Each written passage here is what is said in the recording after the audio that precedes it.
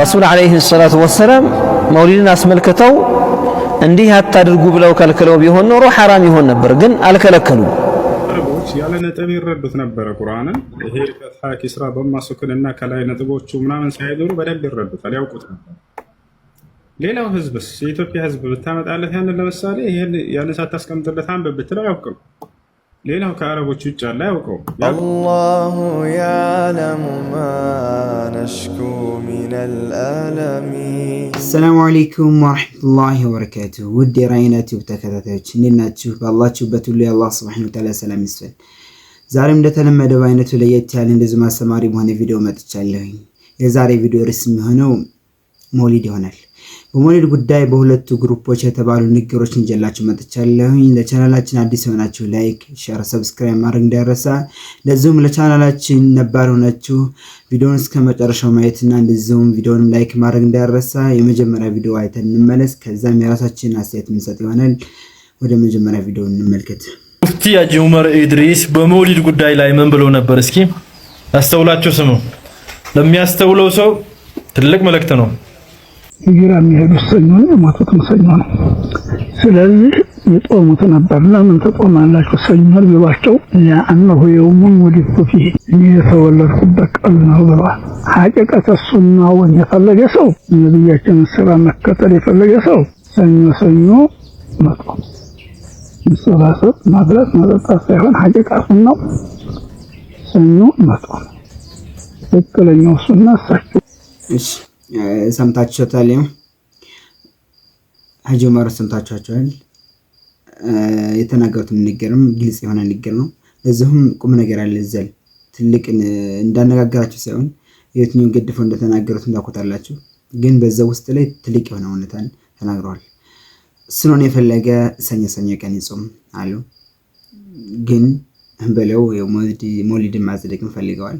እስኪ በነሱ የተሰጠ መልስ አለ በዚህ ጉዳይ ሰኞ ሰኞ ቀን መጾም እንዴት እንደሚታይ ወይም የትኛው ነው ስነው የትኛው ቢድዓው የሚለውን ነገር የተገለጸበት ቪዲዮ አለ። እሱን ጋብቻችን እንመለስ። እስኪ ሰኞን ቀን የሚጾሙበትን ምክንያት ሰሐቦች ነብዩ ሰለላሁ ዐለይሂ ወሰለም ጠየቋቸው። በጣም ጥሩ። ነብዩ ሰለላሁ ዐለይሂ ወሰለም ብለው መለሱላቸው፣ ዛከ የውሙን ወሊድቱ ፊሂ፣ ሰኞ ቀን እኔ የተወለድኩበት ቀን ስለሆነ የተላኩበትም ቀን ነው፣ ወህይም የወረደበት ቀን ነው ብለው መልሰዋል። ይሄ ነው ሐዲሱ፣ ይሄ ነው ሙስሊም ላይ ያለ ሐዲሱ። አዎ አህሉ ሱናዎች ይሄንን ሐዲስ አይቀበሉም? ይቀበላሉ፣ እንቀበላለን። ይሄንን ሐዲስ ሁሉም ይቀበላል። ታዲያ ምንድን ላይ የተለያየ ነው? አረዳድ ላይ በምን ሁኔታ ተለያየን? እነሱ በራሳቸው ሁኔታ ስሜታቸው በሚገጥም መልኩ ተረዱት። እኛ ደግሞ ነብዩ ሰለላሁ ዐለይሂ ወሰለም እንደተረዱት ነው የምንረዳው። እንዴት? ይሄን እናብራራ። ነብዩ ሰለላሁ ዐለይሂ ወሰለም የተወለድኩበት ቀን ነው ብለው ሞት የተወለድኩበት ቀን ነው የተላኩበትን ቀን ነው ብለው ስለጾሙት እኛም ሰኞን ቀን አህሉ ሱና ወል ጀማዓ መጾም የፈለገ ሱና ነው፣ መጾም የፈለገ ሰኞን ቀን ይጾማል። ማንም በመከተል ነብዩ ሰለላሁ ዐለይሂ ወሰለም በመከተል ማለት ነው። ይህንን መረጃ ለመውሊድ መረጃ ማድረግ ያ ሱብሃን ማስረጃዎችን የመጠምዘዝ ባህሪ ይህን ያህል ገፋፍቷቸዋል። በፈህምም በአረዳድም ከናንተ በላጭ የሆኑ ሶሐበተል ኪራም ናቸው። አሁን ሶሐበተል ኪራም ብለህ ስትጠቅስ ነበረ።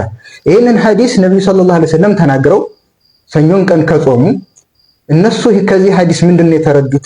እናንተ የተረዳችሁትን ተረዱ። መውሊድን ማክበር የሚባል ነገር ነው የተረዱት። ይሄንን የተረዱት አይደለም። ነብዩ ሰለላሁ ዐለይሂ ወሰለም እንደጾሙት እነሱም ይጾሙ ነበር። እኛም ሰሐቦችን በመከተል ሰኞና ኸሚስን አዎ እንጾማለን። ሌላው ይህ ማስረጃው ውድቅ ከሚሆንበት መንገድ ውስጥ ነብዩ ሰለላሁ ዐለይሂ ወሰለም በወር ውስጥ 4 ተደጋግሞ የሚመጣን ሰኞን ቀን ነው የሚጾሙት። እነሱ እንኳን እንደው ማክበር እንኳን በሚባለው ቢከድ የሚያከብሩት መቼ ነው? በአመት አንዴ ረቢዑል አወል 12ኛውን ቀን። ነብዩ ሰለላሁ ዐለይሂ ወሰለም ይሄንን ነበር ሲጾሙ የነበሩት። እሳቸው ይጾሙታል። እኛ ደግሞ ያው በአከባበር ሽክርህን የምትገልጽበት ሁኔታ ይለያያልና በመውሊድ ልትገልጽ ከነብዩ ሰለላሁ ዐለይሂ ወሰለም ይበልጥ አንተ ተረድተኸው ማለት ነው። ከሰሐቦች እናንተ ይበልጥ ይሄንን ተረድታችሁ ማለት ነው። ያ ሱብሃን። ስለዚህ ውድቅ ነው ይህ መረጃ ለመውሊድ በጭራሽ በጣም የራቀ ማስረጃ ሊሆን የማይችል ነገር ነው። እናንተም ነብዩን መከተል ከሆነ የፈለጋችሁት ከነብዩም በላይ ደግሞ አላህ የምትወዱ ከሆነ አላህ ምንድነው ያለው? ቁል በላቸው ኢን ኩንቱም ቱሒቡነ አላህ ፈተቢዑኒ አላህን የምትወዱ ከሆነ እኔን ተከተሉ ይበላችሁ። ነብዩን ተከተሉ። ሰምታችኋል እንግዲህ ሐዋሽ የሚጠቀሙት ማስረጃ ለሞሊድ ናቸው። ሞሊድን ወይም ቢድዓትን ሐሰና ነው ብለው ወይም ጥሩ የሆነ ቢድዓ ነው ብለው ለመግለጽ የሚጠቀሙበትን ሐዲስን ሰምታችኋል። የተለየ ምንገርም የለውም። ሲልም የነበረው ሀጀማራንም ግልጽ የሆነ መልስም ሰጥቶታል ብዬ አስባለሁኝ። ያው ነቢያችን አለይሂ ሰላቱ ሰላም ሲጾሙ የነበረው ያ ሰኞ ቀንን እንጂ በየዓመቱ ተደጋግሞ የሚመጣውን ረቢዑል አወልን 12ኛው ቀን እሱን አይደለም። ስለዚህ ይሄ ስህተት ነው። በጣም ስህተት ነው። ከዚህ ነገር ልንርቅ ይገባል። እስኪ ደግሞ ሌላ ቪዲዮ ላምጣላችሁና ለሱም እንደዚሁም መልስ የሚሰጥ ይሆናል ወይም የተሰጠበት መልስ የሚሰጣችሁ ማቀርብላችሁ ይሆናል። የተከተላችሁ ረሱል አለይሂ ሰላቱ ወሰላም መውሊድን አስመልክተው እንዲህ አታድርጉ ብለው ከልክለው ቢሆን ኖሮ ሐራም ይሆን ነበር፣ ግን አልከለከሉም። አክብሩ ብለው ደግሞ ደግሳችሁ ምግብ አዘጋጅታችሁ ሰው ሰብስባችሁ አክብሩ ብለውም ደግሞ አላዘዙም። ነስ አድርገው ያላዘዙት ግልጽ አድርገው ያልከለከሉት ነገር ብይኑ ክልክል ነው ማለት ነው ይባላል? አይባልም። በሸሪዓ እንደዛ አይባልም። ኢነማ ሸሪዓዊ ፍርድን ከዑለማዎቹ ይጠየቅና እነሱ ፈትዋ ይሰጡበታል። ለምሳሌ ፈረሱሉ ሰለላሁ ዐለይሂ ወሰለም ለም ያእሙርና ቢነቅጢል ሙስሐፍ ደጋግመን የምናነሳው ነገር ነው። ነቢያችን ዐለይሂ ሰላቱ ወሰላም ቁርአን ላይ ነጠብጣብን አድርጉ ብለው አላዘዙ። ወላ ነሃና ዐንሁ አታድርጉበት ብለውም አልከለከሉ። ላ አመረና ቢነቅጢሂ ወላ ነሃና ዐንሁ ነጠብጣብ አድርጉ ብለው አላዘዙም። የቁርአን ኪታባ ላይ የተጻፈው ላይ አታድርጉ ብለውም አልከለከሉም። ዑለማዎች አላዘዙበትም፣ እንደገና አልከለከሉትም። ስለዚህ ፍርዱ ክልክል ነው ማለት ነው አላሉም። ኢነማ ታቢዕዮቹ ነቅጥ አድርገው በተግባር አሳይተዋል እንደሚቻል ማለት ነው። ፈለይሰ ሐራመን ዐለይና ዐመሉሁ መስራቱ እኛ ላይ ሐራም አይደለም። ሊአነሁ ሙዋፊቁን ሊዲኒሂ ሰለላሁ ዐለይሂ ወሰለም ቁርአን ላይ ነጠብጣብን ማስቀመጥ ነቢዩ ዐለይሂ ሰላቱ ወሰላም በዘመናቸው ያልተደረገ ነገር ቢሆንም እንኳን ከዲኑ ጋር የሚገጥም ነገር ስለሆነ። ከዛሊከ ዐመሉ አልመውሊድ መውሊድንም በተመለከተ እንደዚሁ የነቢዩን ዐለይሂ ሰላቱ ወሰላም ዊላዳ ቀን ተሰብስቦ ጥሩ ስራን እየሰሩ ማክበር አረሱሉ ለም የእሙርና ቢሂ ወላ ነሃና ዐንሁ ነቢያችን ዐለይሂ ሰላቱ ወሰላም እንደዚህ አድርጋችሁ አክብሩት ብለው አላዘዙንም፣ እንደገና ደግሞ አልከለከሉንም። ወላ ነሃና ዐንሁ ፈለይሰ ሐራመን ዐለይና ዐመሉሁ መስራቱ ክልክል ነው እኛ ላይ ሐራም ይሆናል ተብሎ አይፈረድም። እሺ አወከረ ሰምታችኋል። የተናገረው ንግግርም መውሊድን ለማጽደቅ የተሄደበት መንገድ ኸጥ የቁርአን ላይ ያሉ ሐረካዎች እሱ መቀመጣቸው አሁን ባለው ሁኔታ ላይ ስለ መውሊድ የሚጨመርም ችግርም ስለሌለው ያኛውም በፊትም ስልታጨምሮ ምንም ችግር ስላላመጣው ለሞችን ጋር ስላላደረጉት ሰዎችም ጋር ስላላደረጉ አሁንም መውሊድን ካል የሚደረግ ነገር አይደለም እያለ ነው። ብዙም አላችሁ። እስኪ በዚህ ሁኔታ ላይ የተሰጠ መልስ አለ ከኡስታዝ ሒውሱ። እስኪ አዳምጠናል መለስ። አረቦች ያለ ነጥብ ይረዱት ነበረ ቁርአንን። ይሄ ፈትሐ ኪስራ በማ ሱኩንና ከላይ ነጥቦቹ ምናምን ሳይዞሩ በደንብ ይረዱታል፣ ያውቁት ነበር። ሌላው ህዝብስ የኢትዮጵያ ህዝብ ብታመጣለት ያንን ለምሳሌ ይሄን ያንን ሳታስቀምጥለት አንብብ ብትለው አያውቅም። ሌላው ከአረቦች ውጭ ያለ አያውቀው። ያ ቋንቋቸው ስለሆነ ያውቁታል። ከቋንቋው ውጭ የሆነን ሰው ይህን እንዲረዳ ዘንድ ብለው ያደረጉለት ነገር ነው። ቢድዓ የሚሆነው መቼ ነው? በቁርአን ላይ የሌለውን አዲስ ነገር ቢጨምሩ ኖሮ ነው። ያንዳውም ወደ ኩፍር ያደርሳቸዋል። እንኳን ቢድዓ አይደለም። ሰሃቦች ደግሞ ያን በፍጹም አላደረጉም። በቁርአን ላይ ማንም ሰው ሊጨምር አይችልም። ቁርአን ላይ ሌላ ተጨምሮበታል ብለው ካመኑ እነዚህ ሰዎች ከእስልምና ሁላ ይወጣሉ። አያቸው አይደለ? የነቢያችን ሰለላሁ ዐለይሂ ወሰለም ሰሃቦች ቁርአንን ከአላህ ዘንድ በነብዩ ሰለላሁ ዐለይሂ ወሰለም በኩል እንደተቀበሉ ለትውልድ አድርሰዋል። ያ ያደረጉት ነገር በቁርአን ላይ መጨመር ተብሎ አይገለጽም። በቁርአን ላይ ጨምረዋል ብለው ካመኑ ወላሂ ከእስልምና ይወጣል። ለምን ከተባለ አላህ ሱብሓነሁ ወተዓላ በቁርአን ላይ ማንም አይጨምርበትም አይቀንስበትም እጠብቀዋለሁ ስላለ፣ አይ አልተጠበቀም ተጨምሮበታል ብለው እነዚህ ሰዎች ቢድዓቸውን መውሊዳቸውን ተቀባይነት ለማድረግ የሚሄዱበት መንገድ ባላወቁት መንገድ ወደ ኩፍር ነው የሚጥላቸው። አላህ በቁርአን ላይ ኢና ነሕኑ ነዘልነ ዚክረ ወኢና ለሁ ለሓፊዙን ብሏል። እኔ ነኝ ቁርአንን ያወረድኩት እኔም ነኝ የምጠብቀው ብሏል። አይ አልተጠበቀም፣ ፊደል እንዳንል ከፈትሐና ኪስራ ضማ ሱኩን እነዚህን አስቀምጠዋል ከተባለ ሃኡላ የርተዱን አን ዲን ልእስላም ከእስልምና በቀጥታ ነው የሚወጡት። ቁርአንን ተጨምሮበታል ብሎ የተናገረ ሰው። እሺ አንደኛ ይሄ ነው። ሁለተኛ የምትመልስበት መንገድ ምንድን ነው? እነዚህ ሰዎች የራሳቸውን ቢድዓ ከሰሃቦች ስራ ጋር ሁሌ ያወዳድራሉ። ሰሃቦች እንዳደርገው የለ እኛም ቢድዓ እንፈጥራለን፣ ሰሃቦች እንዳደርገው የለ እኛም ቢድዓ እንፈጥራለን። አላያቸውም? ሁሌ ስራቸውን ከሰሃቦች ጋር ያወዳድሩና ሰሃቦች ቢድዓ ፈጥረዋል፣ ስለዚህ እኛም እንፈጥራለን ይላሉ። ቦታች አለ አይደል? እሺ ይሄ ነው እና ሰሃቦች ጋር ማን ነው ከአራቱ ኸሊፋዎች ጋር ራስን ማወዳደሩ። አንደኛ የኹለፋው አራሺዲን የአራቱ የነብዩ ሰለላሁ ዐለይሂ ወሰለም ምትኮች ስራ ሱና ነው ቢድዓ ብላችሁ ጠይቋቸው። ስራቸው ሱና ነው ወይንስ ቢድዓ ነው?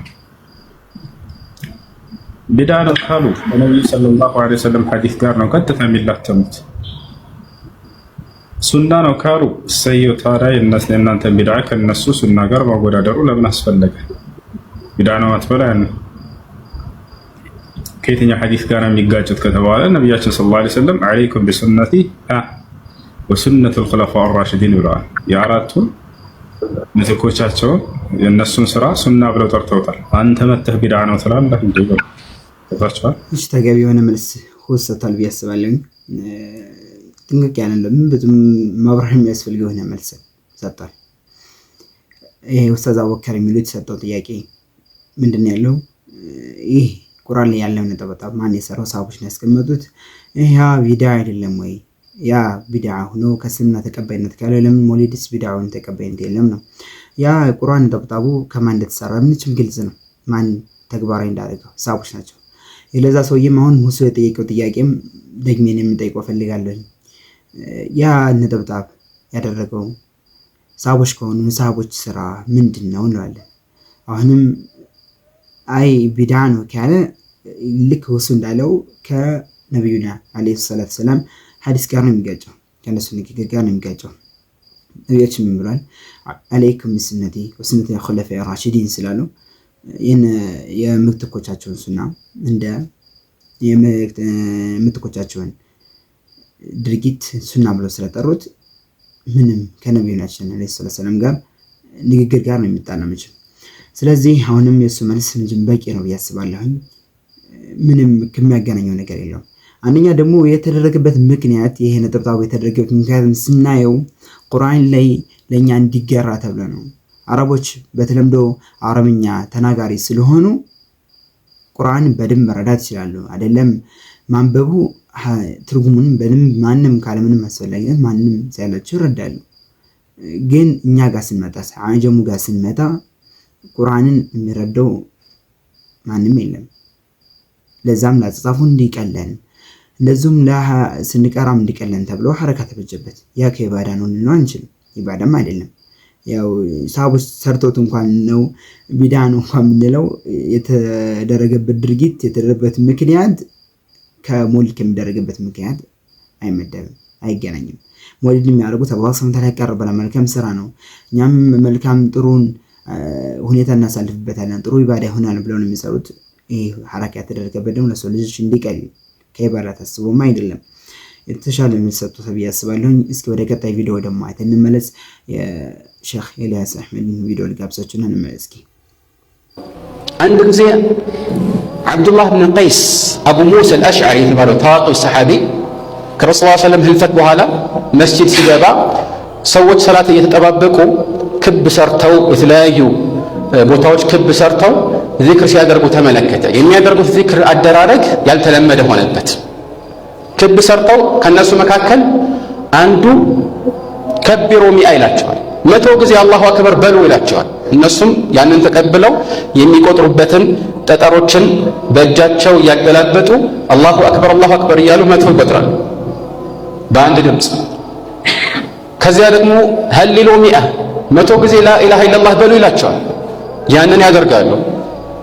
ሰቢሑ ሚአ ይላቸዋል።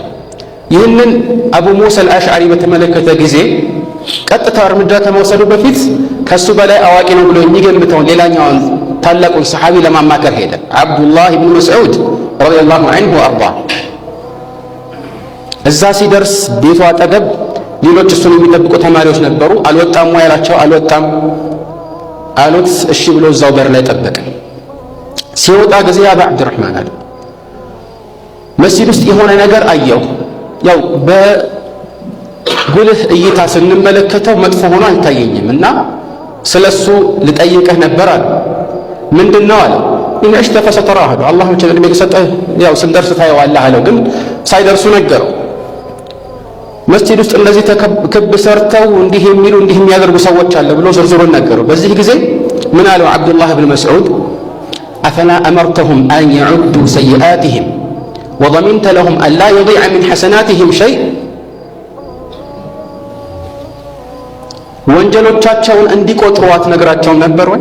ከመልካም ስራዎቻቸው ደግሞ ምንም ነገር አላህ ዘንድ እንደማይጎድልባቸው እንደማይጠፋባቸው ዋስትና ትወስድላቸው ነበር ወይ? መልካም ስራ በትክክል መስፈርቱን አሟልቶ እስከተሰራ ድረስ አላህ ዘንድ ተጽፎ ይቀመጣል። አላህ ማንንም አይክድም። ያ የተደነገገ ሆኖ በርካታ መንገዶች ያሉት የተደነገጉ የሆኑ ቅርንጫፋዊ የሆኑ ብዙ መልካም ስራዎች በጎ ተግባራት ያሉ ሆነው ሳለ ለምን ወደ ሌላ መሄድ አስፈለገ? ለዚህ ነው በዚህ መልኩ አብዱላህ ብን መስዑድ መልስ የሰጠ። ከዚያ መስጂድ ሲገባ ተመለከታቸው። አንዳንድ ዘገባዎች ላይ ገና ከሩቅ አይተው እንዳይበረገጉ ብሎ ፊቱን ሸፍኖ ነበር የገባው። ከዛ በኋላ ከነዚህ ክብ ከሰሩት ሰዎች መካከል ወደ አንደኛው ክብ ሄደና ተቆጣቸው። ማ ሃዛ ያ ኡመተ ሙሐመድን ሰለላሁ ዐለይሂ ወሰለም፣ ምንድነው ይሄ እናንተ የረሱል ሰለላሁ ዐለይሂ ወሰለም ህዝቦች ያላቸው። የረሱል ሰለላሁ ዐለይሂ ወሰለም ሰሐቦች ገና በህይወት እያሉ ሳይሞቱ በፊት እሳቸው ትተውት የሄዱት ዕቃ ሳይሰበር ገና ከጥንቱ ከጠዋቱ አዲስ ነገር አመጣችሁ አላቸው። በዚህ ጊዜ ቃሉ ያ አባ አብድራህማን ወላሂ ማ አረድና ኢላ ኸይራ፣ እኛ እኮ መልካምን እንጂ ሌላ ፈልገን አይደለም፣ ጥፋት አስበን ወንጀል አስበን አይደለም ማለት። ምን አላቸው በዚህ ጊዜ? ወከም ሚን ሙሪድን ሊልኸይሪ ለን ዩሲበህ፣ ስንት መልካምን የሚፈልጋለ ግን የማያገኘው አለ። መልካምን መሻት ማሰብ ብቻውን በቂ አይደለም። ምናልባት የማያውቅ ሰው የተደነገገ የመሰለው ሰው በመልካሙ እሳቤው ብቻ አላህ ዘንድ ምናልባት አጅር ሊጻፍለት ይችላል፣ ግን ጥፋቱን አይሰርዝም። ስራው ለብቻው ሲታይ ጥፋት መሆኑ ላይ ምንም አይነት ውዝግብ ሊኖር አይገባም።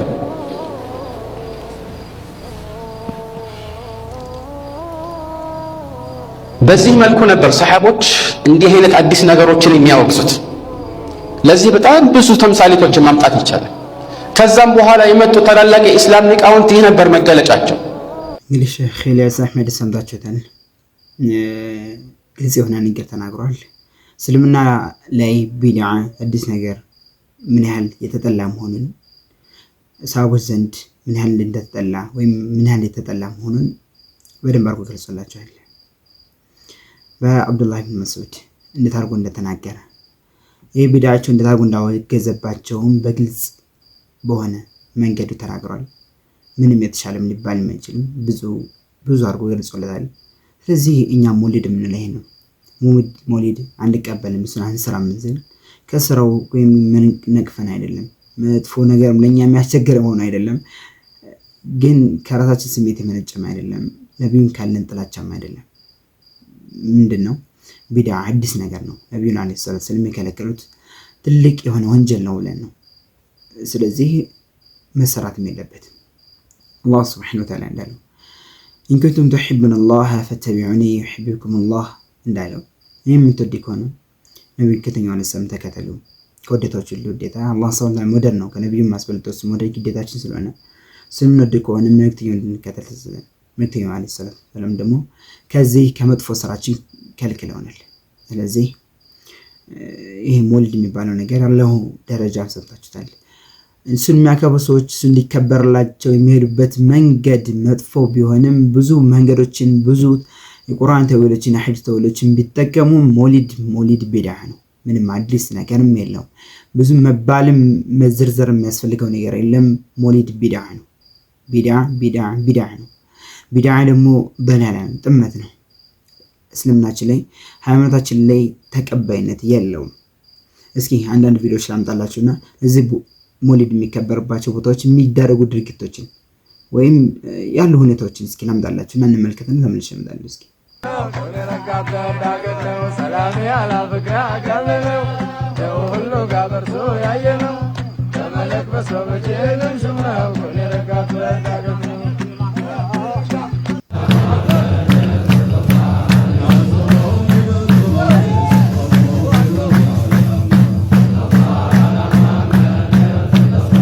መጠጡ በዛና ጠጡና ሰከሩ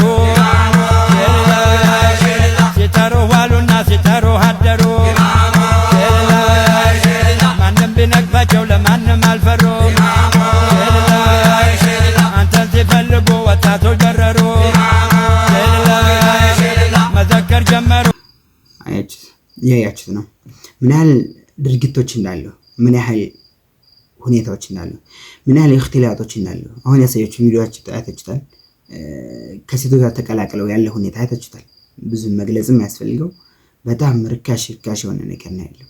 ስለዚህ ለዛ ነው ይህንን የምንከለክለው። አይሆንም የምንለው ለዚህ ነው እንጂ የተለየ ምንም ጥላቻ ኖሮም አይደለም።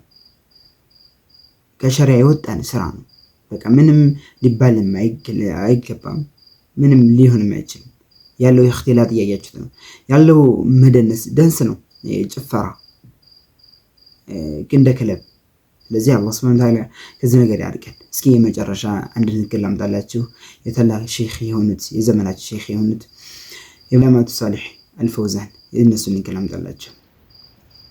هناك بدعة حسنة مثل المولد، بدعة المولد، يقول هذه بدعة حسنة لأنه دليل على حب الرسول صلى الله عليه وسلم. إذن يكون أبو بكر وعمر وعثمان وعلي والصحابة لا يحبون الرسول صلى الله عليه وسلم لأنهم لم يقيموا المولد، لم يعملوا المولد. القرون المفضلة إذن لا تحب الرسول صلى الله عليه وسلم فإنها لم تعمل المولد. فليس البدع دليل على محبة الرسول، بل هي دليل على بغض الرسول صلى الله عليه وسلم، لأن من كان يحب الرسول صلى الله عليه وسلم فإنه يتبعه ولا يخالفه ويحدث البدع. وفي الرواية الثانية من عمل عملا ليس عليه أمرنا فهو رد. الرواية الأولى من أحدث هو أحدث ما لم يسبق إليه، والرواية الثانية أنه لم يحدث وإنما تبع من أحدث، عمل عملا ليس عليه أمر الرسول صلى الله عليه وسلم. هو لم يحدثه، أحدثه غيره ولكنه عمل هو به فصار مبتدعا. العلامة الصالح الفوزان ينسو النقر رحمه الله ينسو النقر مالتي عفوا حفظه الله ينسو النقر سمداتشو تل قرت عليه لازم تلقق على النقر تناقرال إيه مولد ما كبر لسه سباسب يسلمنا መከተል መንገድ ሳይሆን ስልማን ጠላቻ ነብዩን መጥያ መንገድ ነው። ምክንያቱም ነብያችን የሚወድ እነሱን ይከተላል እንጂ አይኸልፍም። እነሱን የሚወድ የተወለዱበትን ቀን ይጾማል እንጂ።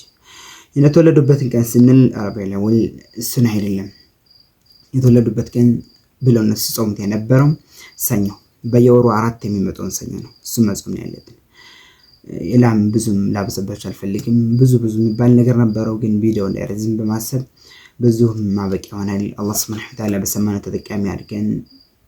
ለቻናላችን አዲስ የሆናችሁ ላይክ፣ ሼር፣ ሰብስክራይብ ማድረግ እንዳይረሳ። እንደዚሁም ለቻናላችንም ነባር ሆናችሁ ቪዲዮውን ላይክ ማድረግ እንዳይረሳ። አሁንም በድጋሚ አላህ ሱብሓነሁ ወተዓላ በሰማነው ተጠቃሚ አድርገን። ሰላሙ አለይኩም ወራህመቱላሂ ወበረካቱ። الله يعلم ما نشكو من الألم